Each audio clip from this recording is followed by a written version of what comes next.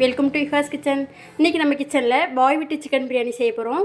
எவ்வளோ வேணாலும் சாப்பிட்லாம், திகட்டாது. டேஸ்ட்டு அவ்வளோ ஒரு அட்டகாசமாக இருக்கும். மிஸ் பண்ணாமல் ட்ரை பண்ணி பாருங்கள். வீடியோக்குள்ளே போகிறதுக்கு முன்னாடி என்னோடய சேனலை மறக்காமல் சப்ஸ்கிரைப் பண்ணிக்கோங்க. பக்கத்தில் இருக்கிற பெல் பட்டனையும் ப்ரெஸ் பண்ணிக்கோங்க. வாங்க எப்படி பண்ணுறதுன்னு பார்க்கலாம்.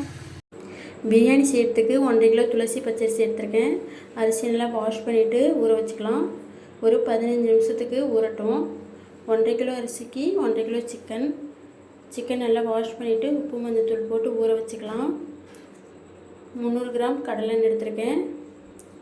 ஒரு பெரிய இலை பட்டை லவங்கம் அன்னாசி பூ ஏலக்காய் முந்திரி எடுத்துக்கலாம். 7 to 8 பச்சை மிளகாவை உடச்சி எடுத்துக்கலாம். 600 கிராம் பெரிய வெங்காயம் நைஸாக கட் பண்ணி எடுத்துக்கலாம். 600 கிராம் தக்காளி, 150 கிராம் இஞ்சி பேஸ்ட்டு, 150 கிராம் பூண்டு பேஸ்ட்டு, 1.5 ஸ்பூன் மிளகாய்த்தூள், ஒரு கைப்பிடி அளவு புதினா, ஒரு கைப்பிடி அளவு கொத்தமல்லி தழை, 150 கிராம் தயிர், 1.5 ஸ்பூன் அளவுக்கு பிரியாணி மசாலா எடுத்துக்கலாம். 3 ஸ்பூன் நெய், ஒரு நார்மல் சைஸ் லெமன் சாறு, தேவையான அளவு உப்பு எடுத்துக்கலாம். இப்போது ஸ்டவ் ஆன் பண்ணிவிட்டு பிரியாணி செய்கிறதுக்கான பாத்திரம் வச்சுக்கலாம். பாத்திரம் நல்லா சூடானதும் எடுத்து வச்சுருக்கிற கடலை எண்ணெய் சேர்த்துக்கலாம். எண்ணெய் லைட் சூடானதும் ஸ்பைசஸ் சேர்த்துடலாம். இலை லவங்கம் பட்டை அன்னாசி பூ முந்திரி இதெல்லாம் சேர்த்து லைட் சூட்லேயே வறுத்துக்கலாம். இது கூட கட் பண்ணி வச்சுருக்கிற பச்சை மிளகாயும் சேர்த்துக்கலாம். சேர்த்து பச்சை மிளகாய் நல்லா வதக்கிக்கலாம். பச்சை மிளகாய் வதங்கினதும் கட் பண்ணி வச்சுருக்கிற வெங்காயத்தை சேர்த்துக்கலாம். சேர்த்துட்டு நல்லா வதக்கிக்கலாம். வெங்காயம் நல்லா ப்ரௌன் கலர் வர வரைக்கும் நல்லா வதக்கிக்கலாம்.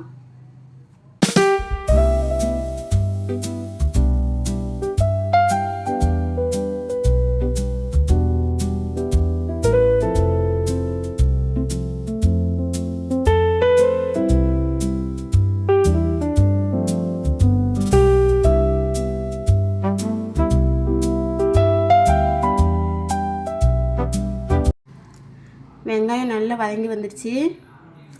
நல்லா இந்த மாதிரி வதங்கினதும் இது கூட எடுத்து வச்சுருக்கிற மிளகாத்தூள் சேர்த்துக்கலாம். சேர்த்துட்டு நல்லா எண்ணெயிலே வதக்கிக்கலாம். இந்த மாதிரி எண்ணெயில் சேர்த்து வதக்கிறதுனால நமக்கு பிரியாணி நல்ல கலர் கொடுக்கும்.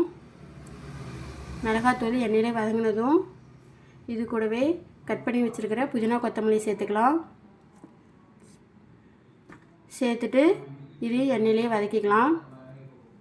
நல்ல ஃப்ளேவர் கிடைக்கும்.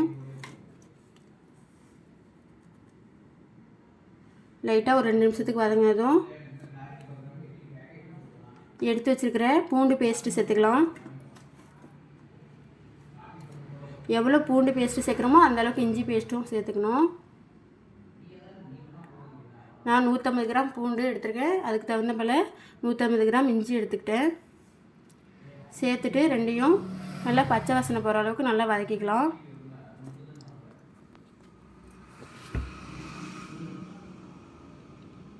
ஸ்டவ்வை லோ ஃப்ளேமில் வச்சு நல்லா கிண்டிக்கிட்டே இருக்கணும், இல்லாட்டி பாத்திரம் அடி பிடிச்சிரும். இப்போ பார்த்திங்கன்னா நல்லா பச்சை வாசனை போகிற அளவுக்கு நல்லா வதங்கி வந்துடுச்சு. இந்த டைமில் நம்ம கட் பண்ணி வச்சுருக்கிற தக்காளி சேர்த்துக்கலாம். சேர்த்துட்டு நல்லா வதக்கிக்கலாம். தக்காளி நல்லா கரைஞ்சி வர அளவுக்கு நல்லா வதக்கி எடுத்துக்கலாம்.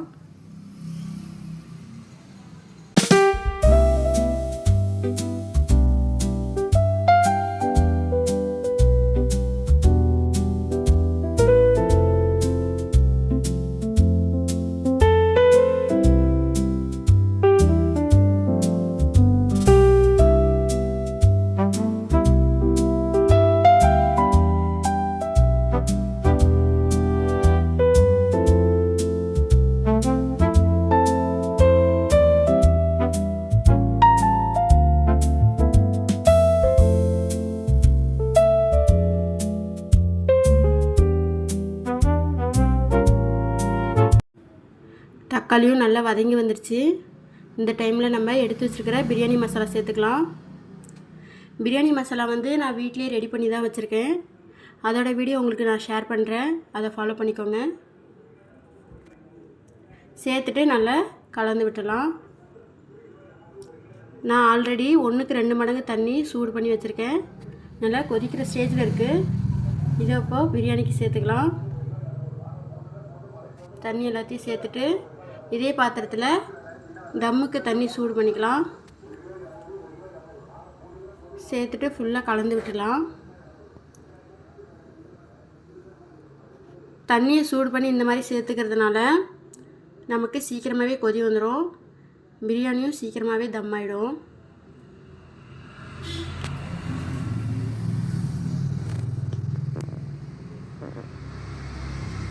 இப்போது தேவையான அளவு உப்பு சேர்த்துக்கலாம்.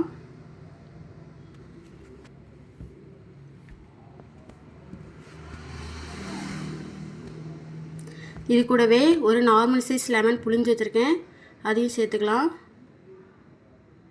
சேர்த்துட்டு நல்லா கலந்து விட்டுலாம். உப்பு உரப்பு டேஸ்ட்டு செக் பண்ணிவிட்டு மூடி போட்டுடலாம். கொதி வந்ததும் நம்ம சிக்கனை சேர்த்துக்கலாம்.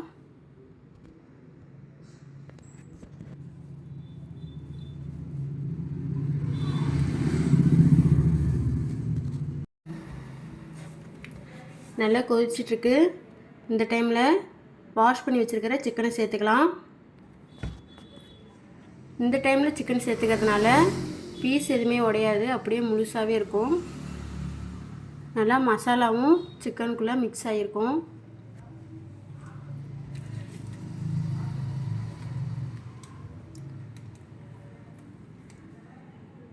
சிக்கன் எல்லாத்தையும் சேர்த்துட்டு நல்லா கலந்து விட்டுட்டு மூடி போட்டுடலாம். மூடி போட்டு ஒரு 2 நிமிஷத்துக்கு ஸ்டவ்வை ஃபுல் ஃப்ளேம்லேயே வச்சுருக்கலாம். அப்போ தான் மசாலாலாம் நல்லா சிக்கனுக்குள்ளே மிக்ஸ் ஆகும்.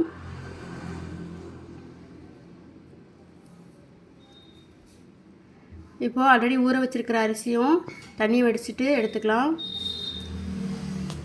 2 நிமிஷமும் ஆயிடுச்சு. பார்த்திங்கன்னா லைட்டாக கொதிக்கிற ஸ்டேஜ் வருது. இந்த டைமில் நம்ம அரிசியை சேர்த்துக்கலாம்.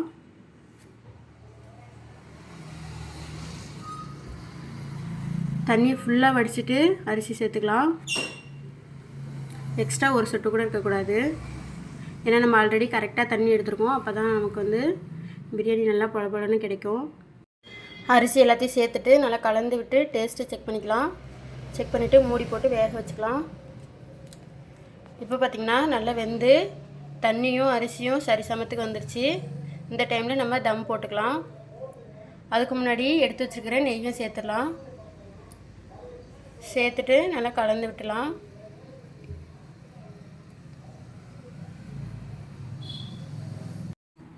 நல்லா கலந்து விட்டு தம் போட்டுடலாம்.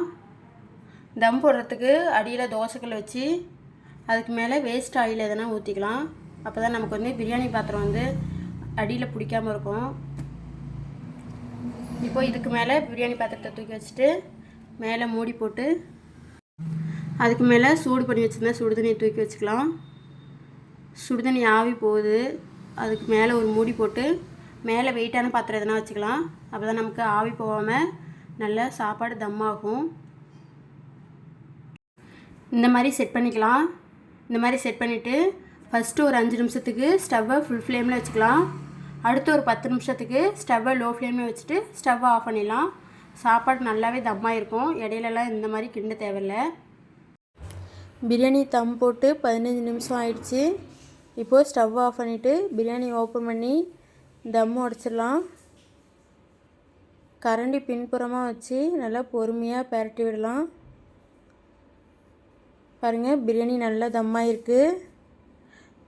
அடி பிடிக்காமல் வந்திருக்கு. நல்லா பொலன்னு இருக்குது. பீஸும் உடையாமல் முழுசாக இருக்குது. நான் சொன்ன மெத்தடில் ஃபாலோ பண்ணுங்கள். பிரியாணி சூப்பராக வரும். உங்களுக்கு இந்த வீடியோ பிடிச்சினா லைக் பண்ணுங்கள். உங்கள் ஃப்ரெண்ட்ஸ் அண்ட் ஃபேமிலிக்கு ஷேர் பண்ணுங்கள். அடுத்தடுத்த வீடியோ பார்க்க விரும்புனீங்கன்னா என்னோட சேனலை மறக்காமல் சப்ஸ்கிரைப் பண்ணிக்கோங்க. டாடா பாய், see you.